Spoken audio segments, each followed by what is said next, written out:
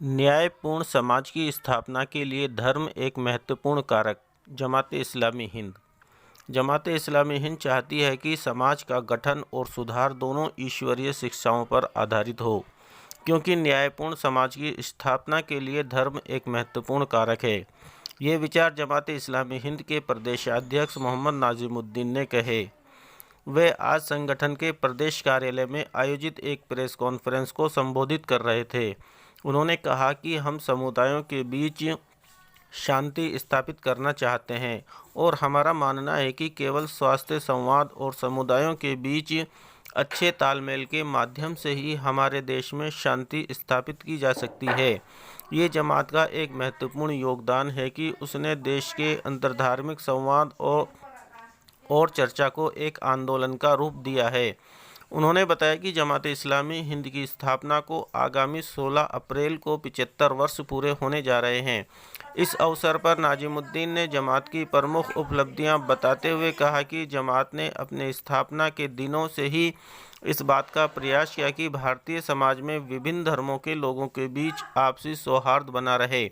उन्होंने कहा कि जमात ने धर्म के सकारात्मक उपयोग करते हुए न्याय और शांति की स्थापना पर बल दिया है तथा इसके लिए जमात विभिन्न स्तरों पर कार्य कर रही है। साथ ही उन्होंने कहा कि यह समय की मांग है कि धर्मगुरु अध्यात्म की सहायता से एक शांतिपूर्ण और न्यायपूर्ण समाज की स्थापना हेतु मिलजुल कर काम करने के लिए आगे आएं। उन्होंने कहा कि आगामी 4 महीनों में जमात की ओर से पूरे देश और प्रदेश में हर समुदाय, समाज और वर्ग के लोगों से संपर्क किया जाएगा। धर्मगुरुओं, समाजसेवकों, राजनीतिक एवं गैर राजनीतिक नेताओं, अधिकारियों तथा समाज के सभी प्रभावशाली लोगों के साथ मुलाकातें, बैठकें, संगोष्ठियां और चर्चाएं आयोजित की जाएगी। इस अवसर पर जमात-ए-इस्लामी हिंद राजस्थान के प्रदेश महासचिव डॉक्टर मोहम्मद इकबाल सिद्दीकी ने मीडिया कर्मियों को संबोधित करते हुए कहा कि आज मीडिया जनता के मुद्दों को पुरजोर तरीके से नहीं उठाता, बल्कि शासक वर्ग की ही बात कहता है। आम आदमी मीडिया से लगभग ओझल हो गया है। उन्होंने कहा कि मीडिया को लोकतंत्र का चौथा स्तंभ कहा जाता है, अतः उसे अपनी सकारात्मक भूमिका निभानी चाहिए। उन्होंने सभी नागरिकों से अपील की कि वे शांति और मूल्यों पर आधारित समाज की स्थापना के लिए जमात-ए-इस्लामी हिंद के साथ मिलकर काम करें। कॉन्फ्रेंस में जमात के प्रदेश शिक्षा सचिव मुराद अली और भारतीय समाज विभाग के प्रदेश सचिव नईम रब्बानी भी उपस्थित थे। भी अप्रैल में जमात इस्लामी हिंद की स्थापना के 75 साल पूरे हो जाएंगे। इसी को सामने रखते हुए जमात इस्लामी हिंद ने पूरे देश में 4 महीने का एक विशेष कार्यक्रम, एक विशेष प्रोग्राम बनाया है। इसमें इस बात की कोशिश की जाएगी कि जमात इस्लामी हिंद ने पिछले 75 सालों में जो भी विभिन्न क्षेत्रों में जो काम अंजाम दिए हैं और जो ख़ास काम किए हैं, उन कामों को आवाम के सामने लाया जाए, जमात का सही परिचय कराया जाए। क्योंकि जमात का सही मानों में कई,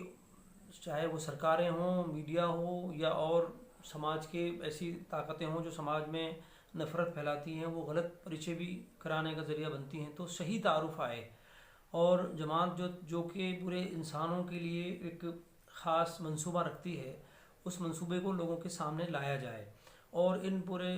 इस पूरी मुद्दत में जो विभिन्न क्षेत्रों में जमात ने जो काम किए हैं, विशेष तौर पर जो उसके एजेंडे में एक बात यह है कि लोगों को सही मानों में जो इंसानों का जो ईश्वर है, जो पैदा करने वाला है, उसकी बंदगी की दावत दी जाए, उसकी बंदगी की तरफ लाया जाए और ईश्वर की शिक्षाओं के अनुसार ही इस देश में ख़ास तौर पर न्याय कायम हो, अदल कायम हो और सबको बराबरी का हक़ मिले।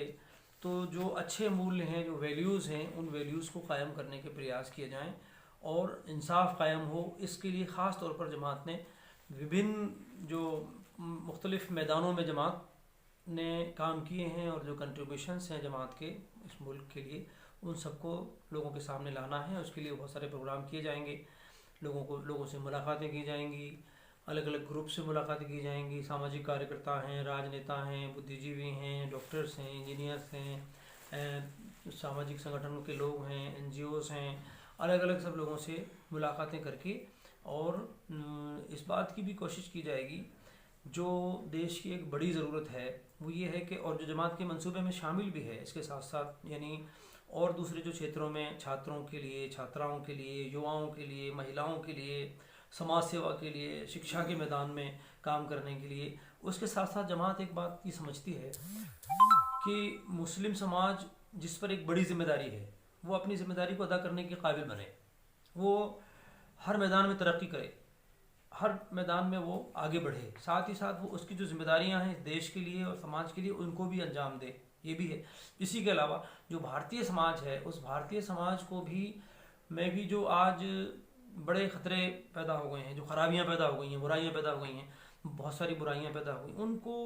सभी धर्मों के लोग, धर्मगुरु और उन समाज के बड़े लोग मिलजुल करके संगठित प्रयास करें, सामूहिक प्रयास करें, ताकि उन खराबियों को दूर किया जा सके। और एक बड़ी ज़रूरत ये है, एक बड़ा चैलेंज इस मुल्क के सामने ये है और समाज के सामने, कि कुछ ताकतें ऐसी हैं जिनका एजेंडा बहुत ख़तरनाक है